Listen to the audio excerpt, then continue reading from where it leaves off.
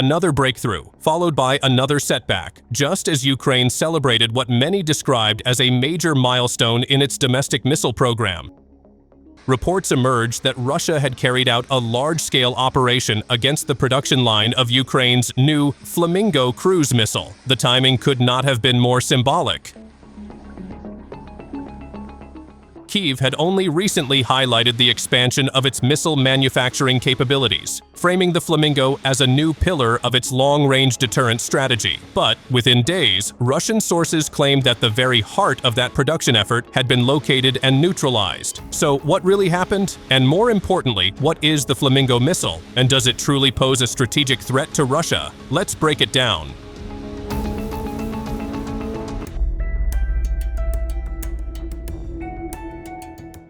According to reports from multiple outlets, including RBC Ukraine and the Kyiv Independent, Ukraine had continued scaling up the production of its new Flamingo cruise missile, presenting it as a key achievement in strengthening its long-range capabilities. President Volodymyr Zelenskyy acknowledged that one of the missile production lines had been struck, confirming that Russian forces managed to reach the facility. At the same time, he stressed that production efforts were ongoing and that Ukraine had already taken measures to disperse and relocate parts of its missile manufacturing infrastructure.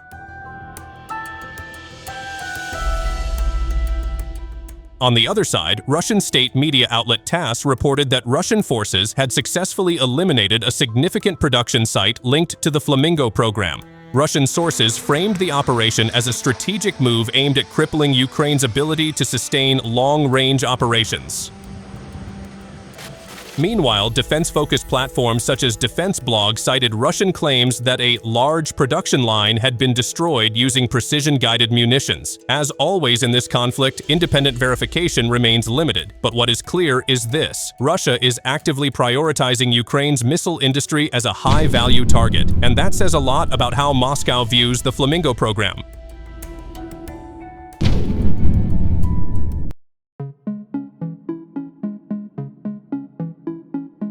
The Flamingo is described as a domestically produced Ukrainian cruise missile designed for long-range precision engagements.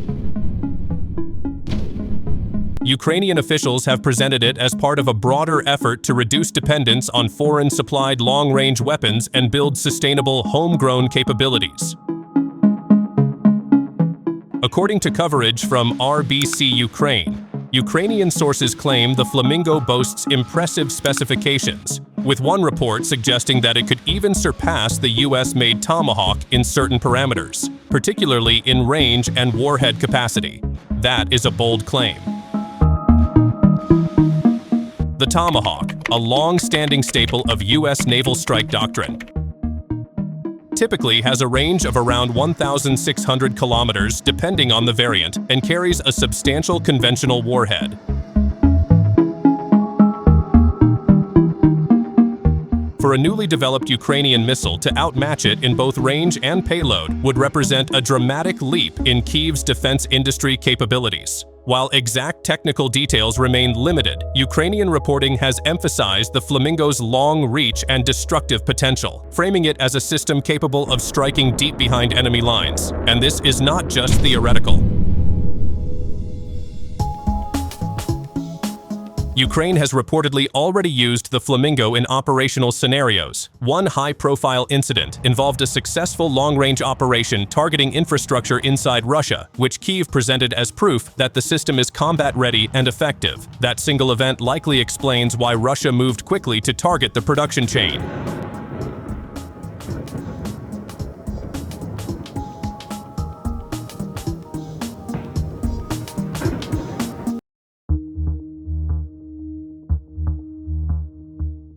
Now comes the crucial question. Even if the Flamingo is capable, how does it stack up against Russia's established missile arsenal? Let's start with the Iskander. The Iskander is a short-range ballistic missile system known for its high speed, maneuverability, and ability to evade missile defenses. Unlike cruise missiles, which fly at lower altitudes and subsonic speeds in most cases, ballistic missiles like Iskander travel at significantly higher velocities, making interception extremely difficult.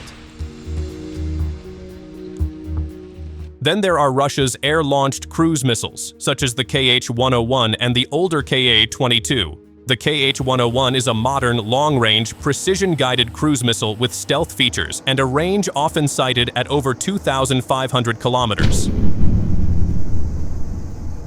The Kh-22, originally developed during the Soviet era, is a heavy anti-ship missile adapted for land targets.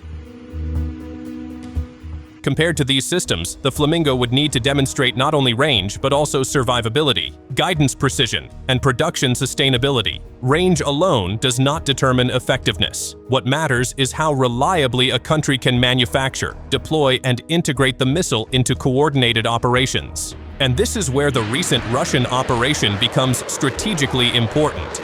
If Russia can consistently identify and target Ukraine's missile production sites, it could limit the Flamingo's impact regardless of its theoretical performance.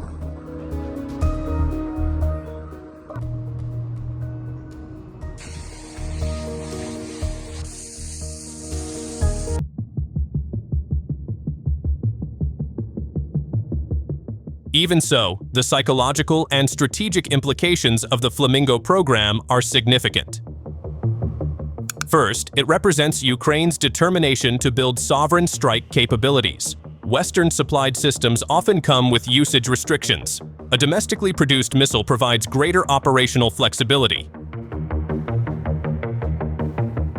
Second, the very fact that one source claimed the Flamingo outmatches the Tomahawk in range and warhead size sends a powerful message, both domestically and internationally. It signals technological ambition and resilience under wartime conditions, but ambition must translate into sustained production.